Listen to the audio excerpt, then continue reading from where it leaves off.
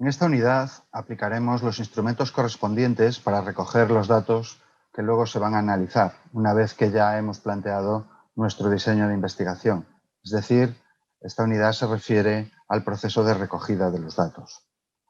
Lo primero que debemos definir es la población diana de nuestro estudio para, a partir de esta población diana, seleccionar nuestra muestra de sujetos, que será de la cual recogeremos los datos de nuestra investigación.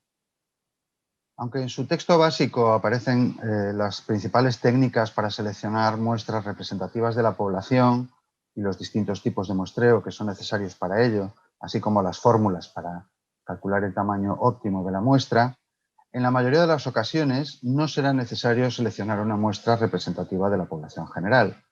Es más provechoso pensar en términos de grupos. El tamaño recomendado para un grupo dado es entre 20 y 30 sujetos. Por ejemplo, si quiero estudiar las diferencias entre estudiantes de alto y bajo nivel socioeconómico, en principio me bastará con 2 grupos de estudiantes de esos 2 niveles socioeconómicos y cada uno de ellos deberá tener entre 20 y 30 sujetos.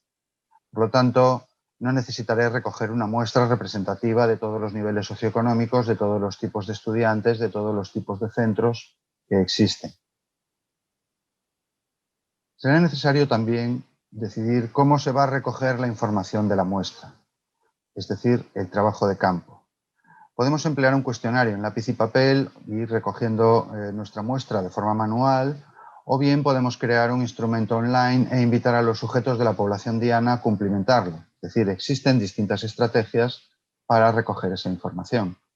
Una vez recogida esa información, será necesario codificarla y recodificarla.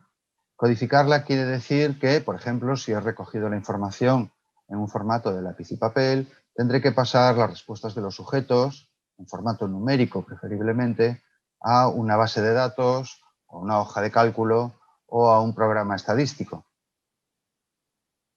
La recodificación de los datos viene porque en ocasiones es necesario efectuar transformaciones de los mismos.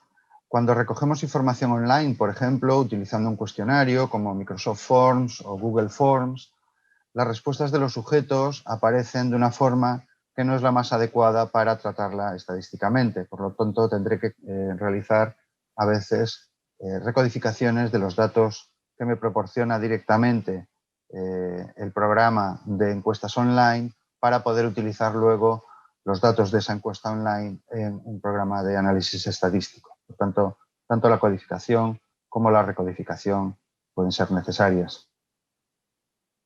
Y, muy importante, antes de pasar a la fase de análisis, debe comprobarse los datos, es decir, deben revisarse de arriba abajo todas las variables de todos los sujetos y verificar que todas las respuestas son correctas, en el sentido de que no se han producido errores de codificación, por un lado, o que no existen sujetos con respuestas anómalas, algo que se produce a veces cuando recogemos información de muestras de sujetos. Por lo tanto, es necesario depurar nuestro archivo de datos tanto de esos errores de codificación como de esos sujetos cuyas respuestas no siguen un patrón adecuado al del resto de la muestra.